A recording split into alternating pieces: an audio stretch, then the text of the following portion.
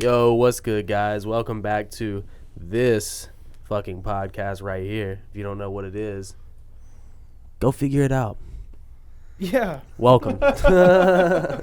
Go figure it out. So we're back again with Allari. With me. With him. We're finding out more stories about his awkward travels across the country.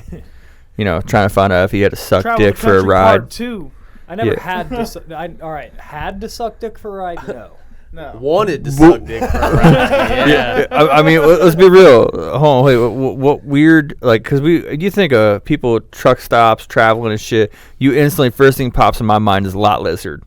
That's Yeah, them yeah. truck stop hookers. So they Like- leave travelers alone because they know we don't have enough money to pay for them, and we wouldn't if we could. No. But I'm saying that the truck driver treat you like a lot lizard. You ever had that happen? Oh no. In my experience, most truck drivers hate lot lizards, or at least they're very vocal about hating lot lizards, and we know what I haven't people who been- vocally hate things Oh, usually yeah. are. I'm not gay. Exactly. But it's never been a trucker. Truckers don't pick up as often as you'd think. You'd think if you went out and hitchhiked for 5 years, how many times do you think I'd be picked up by a truck driver? See, For 5 years, 37. I figured 5 truck drivers years, don't pick you up. 4 times. I figured company policies and Really? whatnot, That's- insurance That's where I'm Yeah, at. the insurance. and risers like It that. has to be a special Private alright, so- trucker. Well, it depends on what insurance they pay for. Even a lot of private truckers can't have non-employees inside of the vehicle unless they pay for a specific insurance. But sometimes you find a truck driver that sometimes will have his kids or his wife on board or whatever, so he's paid for that insurance anyway. So he's Yeah. fuck it. Hop on. This is Mary Lou up in here. This is my wife. This is my daughter. This is my dog Spike. Now you just go ahead and sit in back on the bed. Now you kind of smell funky, so we're gonna stop at the rest stop up here. Let you take get a washed shower. up. Shower. Let you So- use some of my shower tokens. Yeah. So it is relatively easy most of the time to stay relatively hygienic on the road. I feel like that's the safest way I could say that. You can get showers pretty easily just from nature, as man has done for thousands and thousands and thousands of years. You find water and then you rub it on yourself. Water exists in all kinds of places naturally. Also, there's bathroom sinks. There's hoses on the side of buildings, and if it doesn't have a little hose thing on it, if you go to Home Depot, they sell a water key for I think it was $14.99 last time I bought one or something like that. It's like a little mini tire iron. Did you just insinuate whore baths are acceptable? Well, I was leading up to. There's also Pilot and Flying J truck stops all over this country, and if you stand outside and ask truck drivers for a free shower, eventually you will get one. And actually, by eventually, I mean within 10 minutes, almost guaranteed. Because their deal, I See, think, I'm is taking a shower if you in a buy truck more stop, than and sometimes they're weird, but they're not bad. yeah. The thing is, I think the deal is if you get 100 gallons of fuel or whatever over the course of a week. Yeah. Then they do a thing where you get a free shower every day or something along those lines. But most of the truckers don't shower every day. Yeah. Anyway. Or they're even gonna if be they do, driving they're going to get another free shower offer later. Yeah. So And when if you think stand about it- outside of the trucker entrance, whenever people are it's the opposite of the crack spange thing, but I'll get into that a different time. But you ask people whenever they're going in whether or not they're going to have a free shower ticket so that they can pick it up for you. You Now, have to repeat that again. The opposite of what? Because Okay, everybody alright, so crack spanging is Crack the idea of a man coming up to you while you're walking through a parking lot and being like, "Hey man, you got money? Can you spare me some money? Can I get some money?" Okay, out of that's that what guy? that's. Okay. Okay. The whole secret to that, in terms of standing outside of a gas station and asking people for money, I was taught how to do this.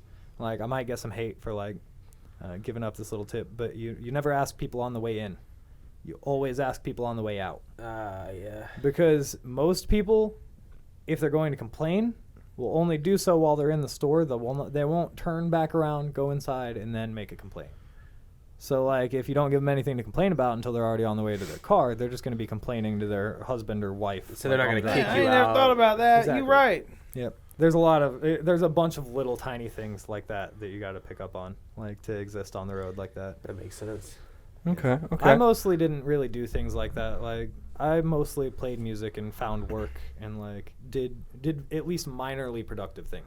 So have you ever been to New Orleans? Yes, that's where a lot of my friends die. Okay, yeah, I get that. New Orleans is not a cool place. Like, I've been a few times. I've only enjoyed the trip there once, and that was like in the 5th grade when I went to the aquarium and shit. The last time I went there, I literally we were outside of like some weird voodoo shop, dude. And first of all, like walking in the place, man, my skin crawl. I don't know if it's because like my religious preferences or what. And they were just like, no, you can't come in here. So I just felt awkward as shit walking in the door of that place. Like literally, like the weirdest like anxiety / like blood pressure drop I've ever experienced in my entire life was walking the door of that place. And beforehand, I had no vibe about going in there. I was completely cool with it. I was like, fuck it, dude. It's like an arts and crafts shop for fucking weirdos, whatever. I walked in the door and there was like this weird idol that literally, I guarantee you, has been soaked in blood, sweat, tears, and semen all at some point in time in its life. And I instantly just got this horrible, I'm going to fucking pass out, like blood pressure drop. Literally, I walked out the door, sat in the steps. All right, and some weird homeless dude walked up. Now, this is like fucking August, okay? And he's trying to like give me Mardi Gras beads, and I was like, bro, Yeah. I don't want no beads. I don't need no beads. I appreciate. He's like, man, well, can you spare me any cash? And I was like, nah, man, I ain't got no money to spare you. And the dude was like, man, fuck you, curse your family, curse your dog, curse your cousin, on the whole list of shit. And I was like, bro, here's $3. Just leave me alone. Like I'm gonna die here anyway. It's too late. He done cursed you. Yeah, that's what I'm saying. Like I was like, here's $3. Spoken into existence. Just- That's how magic. That's how magic works. Bro, I'm just saying, like, it's a super weird city, and I did not enjoy being there. It is. I have been a lot of places in this country that people say that you should fear for your life. Like I've walked through Little 5 Points in Atlanta. I've been in Chicago. I've been in Detroit. Like walking around. Yeah. Never had Atlanta's any the problems worst. because here's the thing about existing in this world.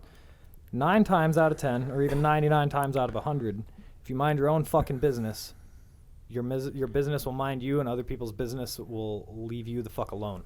Like that's kind of like nobody wants to really fuck with your shit unless you you give them a reason to.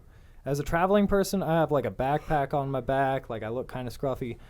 Number one, I look like I've probably been fucking walking 10 miles a day and like eating dog shit off the sidewalk for a while. I'm probably gonna fight like a motherfucker for whatever I have, and I also probably don't have anything worth taking. So like. Never really been a problem, but New Orleans is one of the few places that I've been where I've been like, man, I have a lot in comparison to some of these people, and I know a knife would find me for it. Yeah, like I know it would. Like I just don't fucking. Multiple of my friends like have straight up said like, I'm going to NOLA to die, and then they went to NOLA and died. All I'm saying, dude, is like witchcraft and weird shit, dude. Like nowhere else in this fucking country do you go and like their first thing to use against you is like some sort of voodoo dark magic type shit. Like we're Haba Booey. all I'm saying is nowhere else in the country do you go and they're like, you know what? I'm gonna fucking curse you. I'm not gonna rob you. I'm not gonna beat you. I'm gonna put some fucking dark magic curse. That's their first logical thing they go to get you to give them money. It's like, okay, fucking do it. Now pussy. you say that magic and curses might not be real and it's all like some hooba booey stuff, but like sometimes those things work in weird ways. There's like a story about a man who, or like a king who was cursed by a witch. Like she cursed him and was like. But these are just like fairy tales. Fairy tales. Yeah. Nah, bro.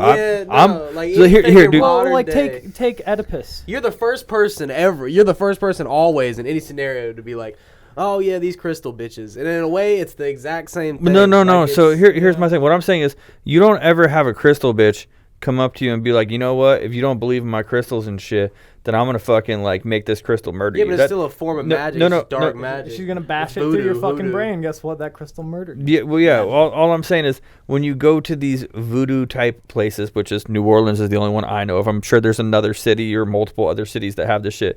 Their first line of "I'm gonna fuck with you" Salem is they probably got some they shit go like that. straight to the I'm gonna curse you type shit. The evil eye, man. Yeah, they don't go straight for the oh man, you don't give me money, I'm gonna die. They don't go to oh come on man, please, I'm begging you. Yeah, because people are stupid as fuck, and they're like, oh fuck, I don't want to get cursed. There's my money. That's No, I don't care if they were to curse me or not. What I'm saying is, where else have you heard of people do that? There's a lot of scam I'm not saying- artists in New Orleans. Is key spot for it. Well, all I'm saying is, I'm not saying voodoo is real. I'm just asking you, where else have you had somebody try to like magically curse you or fucking try to claim that magic's real? This is I mean, 20. a bunch of different. Portland, I've never Oregon. personally been to New Orleans and somebody be like, "I'm going to Portland, curse Oregon. you." I mean, there's a lot Portland, of stuff. Oregon. What happened in Portland, Oregon? There's so many spun out fucking tweakers, bro. Hashtag That's what I'm saying. hashtag Portland. Portland, Anywhere Oregon. else that I've been threatened with magic, definitely Portland, Oregon. That's that crackhead magic there. On the topic of magical crackheads, I met a magical crackhead in Atlanta one morning. Okay. We had left a rainbow gathering, actually we hadn't.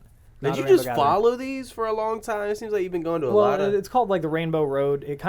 There's multiple different rainbow roads, and they all kind of converge on nationals or whatever, which is in a different place every year. But like the one that I followed, So it's only one a year. no, the national. There's Okay. also a world gathering. There's also you got the Ocala gathering There's and the different Acola spin-offs gathering. So of there's it. 2 gatherings that exist in Florida, and then you have the Talladega gathering. And then you have, I think they go to like, it splits off. You have like Katua and the Ozarks, and then there's like a Texas gathering. And Katua is like Kentucky family. And then after that, they have like Heartland sometimes, which will sometimes be in Kentucky, sometimes Indiana. It's kind of a weird one like that. And then people go to the Northwest or the Northwest or the Northeast. Like they start heading west or up into like Vermont and Maine. There's a lot of like rainbow gatherings up in that area. But they all have kind of a different climate. So, like, if you go to a rainbow gathering in Florida and then you go to a rainbow gathering in Vermont, you're going to have 2 wildly, wildly different experiences. But back to this magical crackhead. Yeah, so I'd been hanging out in Asheville for a good little while with some friends, and I decided to travel out with this girl named Squirrel. Was she kind of nuts? Well, yeah, she had a nut tattoo. That was like the thing. Like a sack? Like a sack or like a This girl had walnut? the most names of any traveling person I've ever met. I don't want to dox her, so I can't give away too many of her names. But like, she was also known as like Greenie, and like a couple other things. But I decided to travel with her. She was pretty new, so I was just gonna like kind of teach her a few things and like have a female by my side to help me make money mostly. Like, whenever you're traveling, you start to see women for more than their vaginas. You learn that they're also worth a lot of money. If you have a woman sitting next to you and you look homeless, people will give you money. I know that sounds really misogynist. It kind of was meant as a joke. Like, women are worth more than money. and, like, all that. Yes, sell women. Sell women, you gotta yeah. sell 'em, yeah. No, what he just said is he doesn't have to sell the woman. If she's sitting there, they just get money. I will say it is like a That mutually. kind of makes sense. It's a honestly. mutually advantageous like situation because like a single female traveler, pretty high target. You know what I mean? Like a target to a lot of people. But a female traveling with a man, like that's a group of people. Now you need like 3 people to have an advantage. Like, Okay. Or a gun. well, true. So, okay. But Anyway, never mind. Magical Continue. crackhead, I magic- I want to hear the magical crackhead. but our buddy or my friend Alejandro, he had a car and he was heading out from Asheville, North Carolina, anyway, in the direction of Atlanta. I can't remember where we were trying to go. I think it was Florida, probably. I'm usually trying to go west, or I'm trying to go to Florida. That's kind of how Go ahead. I'm sorry. Continue. I ain't even gonna bring that up. Bring it up. Do it. No, just go ahead. All right. Kissimmee, Florida. What? No, not even. The Cuddle Cove. Oh gosh. So, anyways, he was going to like his mom's or something like that, and they lived in Atlanta vaguely. He was going there to stay, but I guess that his dad like works in Atlanta or something like that. So he was like, "Oh yeah, I'll take you there. You can have dinner, stay there for the night, and then my dad will give you a ride." Like, I can't remember if it was dad or his mom, like one or the other, but. They give us a ride and they drop us off like before the sun is even coming up. Like there wasn't even light in the sky yet.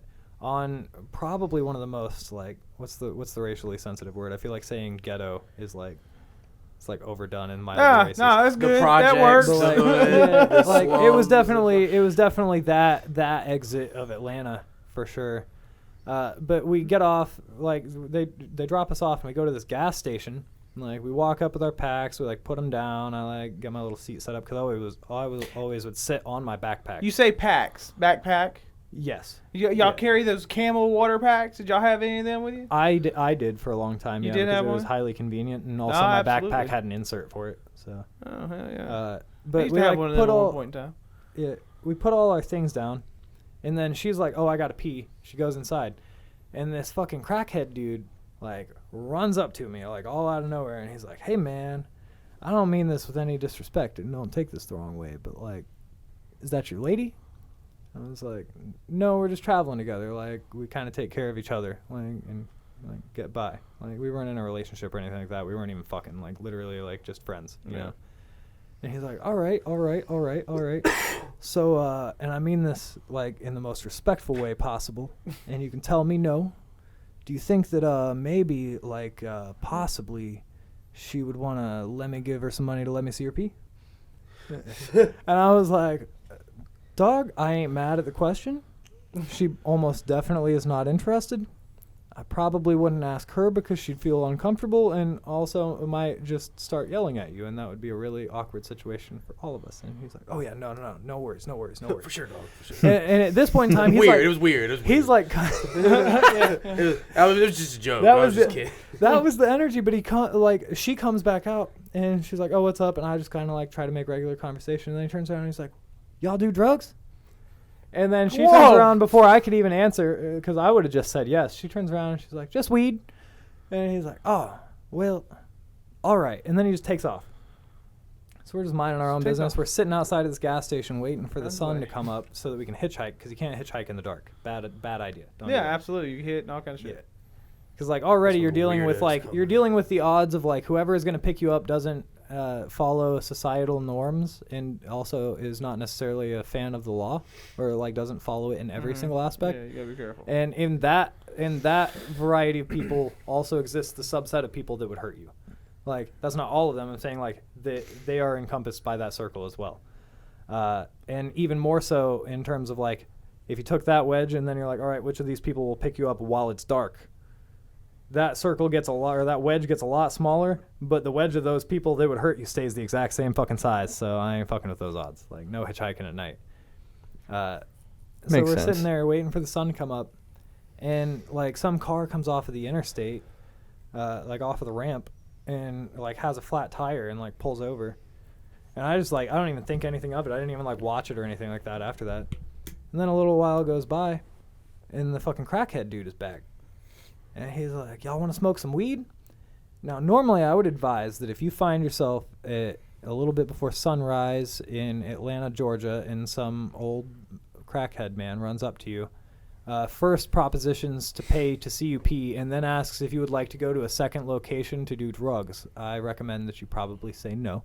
But you said hell yeah. You said yes. Let's do it. I always follow my gut sense, right? And it has never failed me. I like every time I've ever gotten in trouble or like almost died or anything like that. Beforehand, my stomach was before it happened, my gut was like, "It's about to get bad. It's about to be a bad time." Like every time that I've almost been really fucked up or really hurt or been in really bad situations, it's because I ignored my gut sense.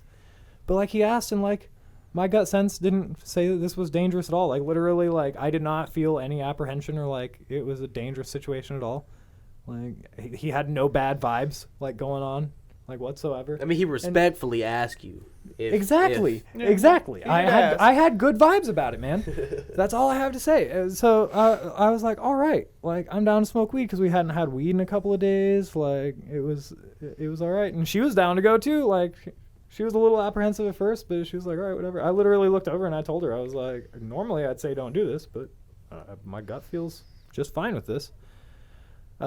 So we go walking, like we're following this dude like down the road, like through a bunch of little like sketchy like back roads and shit, like city back roads, you know what I mean, like through like alleys and cuts, shit like that. And he's like, all right, now we're walking down this road. You see that stop sign way down there? You're just going to keep on walking to that stop sign. Here in a minute, I'm going to take off to the right, and by the time you get to that stop sign, I'm going to be back. What the hell? Right. I would have been like, my gut sense was still like, okay. Like, literally, I was like, this is going to be just fine. Like, there's not going to be any problems. So we just keep on walking, and he goes over, presumably to get the weed. That was kind of like the vibe I got. Like, he had to run in, grab the weed. He didn't want to bring randoms or whatever. Yeah. But sure enough, before we even get to the stop sign, like, he's back and like walking with us, and he takes us down this little like cement stairway, and like we sit like halfway down it, like in the space where the stairway turns around. Yeah, I feel you kind of like. And in that little area, you can see over the entire rail yard of Atlanta, and the sun was rising like behind it. And this man like sat us down in the perfect view, and then he sits down and he's like, you know how to roll a blunt?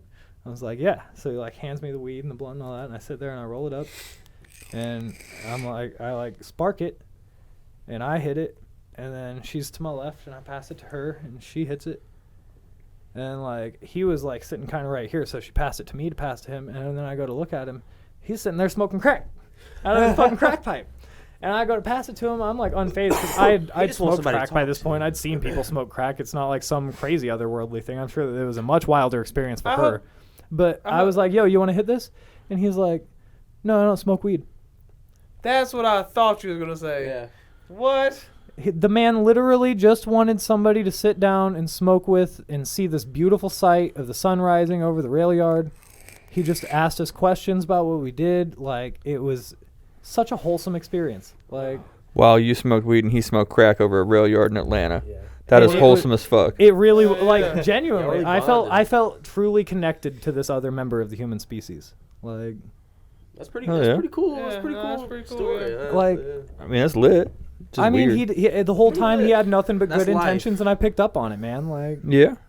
I'm not saying that necessarily everybody should follow that. Maybe like I'll be the dude that dies from that one day, but I always like follow my gut. I don't know, dude. The last time somebody had like good intentions and I was in the city and was like, yo, you ain't got no weed. So I was up in New York City. I was down in the Bronx.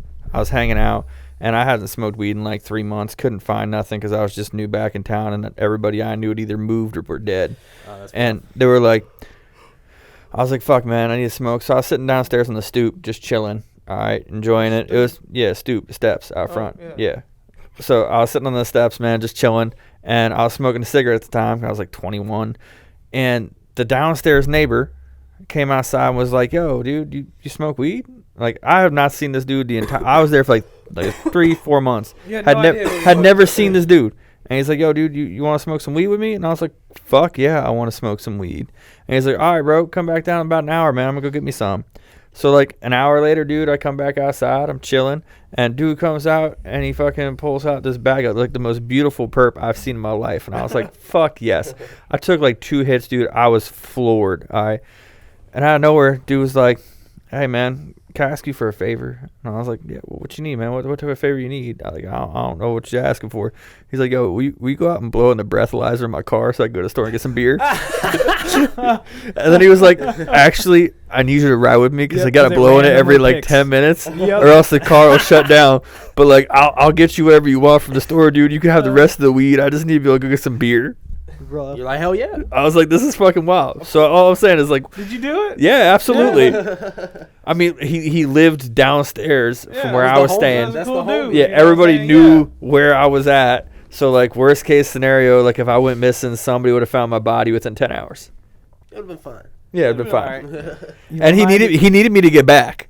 Yeah, That was that's the right. true He that was the needed true deal settler because he needed me at least 10 minutes from the house was where he could have dropped me. You're gonna be alive until his vehicle is where he wants it. Exactly. You reminded me of a story, but now I can't remember what it was. That's crazy. Oh though. yeah, I got picked up by a dude in a 2016 Camaro. This was in like 2020. I was sitting on my backpack as you could usually find me whenever I was hitchhiking.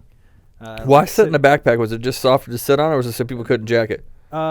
Multiple things. Number one, you need a seat basically everywhere you go in order to be comfortable. So you also have to have your backpack with you basically everywhere you go in order to have all the things that make you comfortable. It should be dope to lay down on. I feel like especially The like, way put that your I head on packed it, yeah, usually it was like, so I have an external frame backpack, and like how that is like it's a metal frame that's kind of an L shape, and the bottom of the L folds up, like it has like a hinge on it or whatever, and straps, and the main pack is like here. Most of my regular shit would be in the upper part of the pack. All my soft stuff would be in the bottom, and then I had my like pillows and my sleeping mat and my sleeping bag like in that L that folds up. So then whenever I would sit it down, like that L would be kind of like this with all my like soft stuff inside of this little space right here.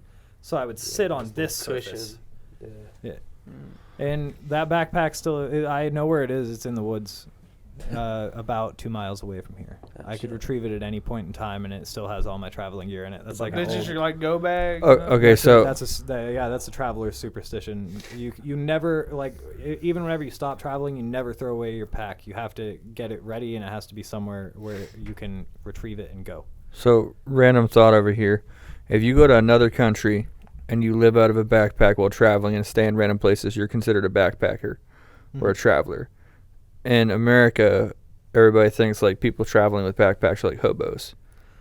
Okay, so what do you mean by hobo? Like Because a hobo is a very respectable member of society. No. When I say like hobo, I'm talking like vagabond, somebody who's just like So homeless. hobo, let me run you through some terminology here. This could be an interesting thing. So you have a home bum. Whenever you think of homeless guy, whenever I say homeless guy, that picture you get in your head, that's a home bum. That's a man who doesn't have a house, who stays in one spot and doesn't have a job, like doesn't have a regular source of income. He just kind of lives off of whatever he can find, whatever he can get, and stays in one spot. That is a home bum. Okay. Now, a dirty kid, or let's say, all right, what's the word? It's like a leather something. Leather tramp, I think is what it is. You travel on your feet with a backpack, and you live off of whatever you can find. Like you travel for like the traveling sake of it, like a home bum on wheels kind of. Then you have a hobo. A hobo is not somebody who is necessarily traveling for the sake of traveling. They're traveling for the sake of working. A hobo is a fella that will ride a train from town to town to get to his next job. Okay. Like, to find more work. That's what a hobo is. That's the I man mean, who I is would believe that now that you consistently- mentioned something about it. Yeah. Well, and so then you have rubber tramps, and that is somebody who lives in their car and travels. Okay. So what's the worst of them all? Like if you had to give one of them a title of you being. also have, all right, so home bums are kind of the worst because like they just kind of stay in one spot, but there's also a thing called a home guard. So that is like a traveler who traveled for a really long time and then picked a place to be a home bum in, and they kind of like guide the travelers of that area. That's a home guard.